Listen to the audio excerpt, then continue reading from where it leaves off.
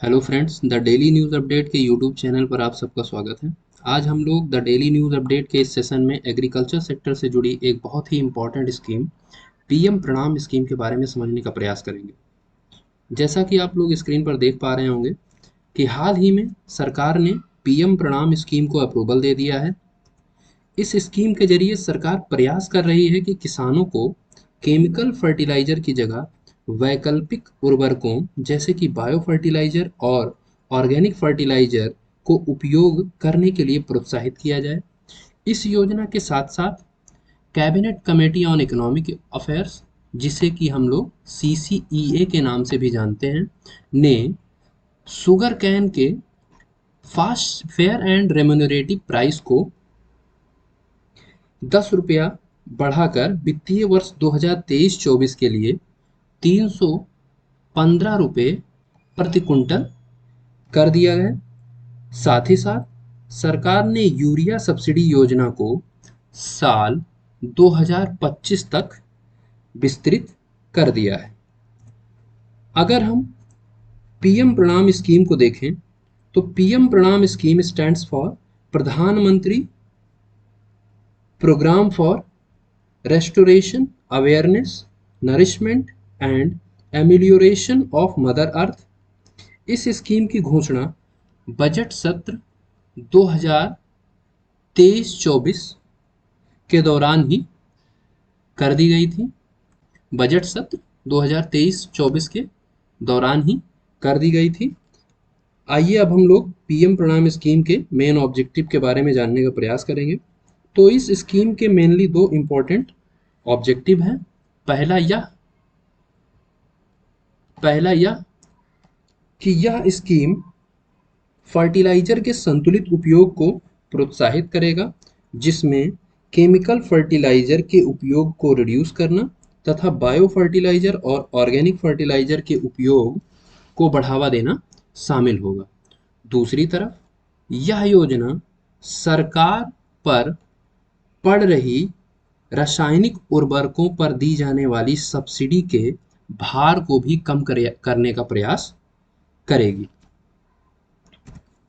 अगर हम लोग इस स्कीम के की फीचर्स के बारे में बात करें तो सबसे पहले हम देखेंगे फिनांसिंग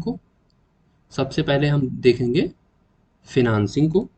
तो बता दें कि सरकार इस स्कीम के संदर्भ में कोई अलग से बजट नहीं रखेगी।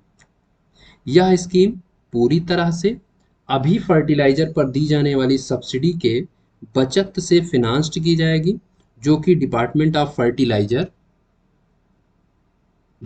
ऑफ फर्टिलाइजर जो कि ministry of chemical and fertiliser के अधीन है, द्वारा दिया जाता है। अगर ग्रांट की बात करें तो सेंट्रल गवर्नमेंट जो फर्टिलाइजर सब्सिडी से सेविंग होगी उसका 50% भाग राज्यों को ग्रांट के फॉर्म में देगा।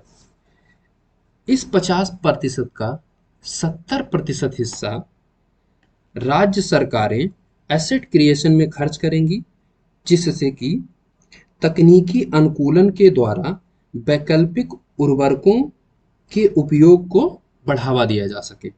साथ ही साथ बचे हुए 30% को किसानों, पंचायत तथा अन्य हितधारकों को पुरस्कृत करने के लिए उपाय में लाया जाएगा।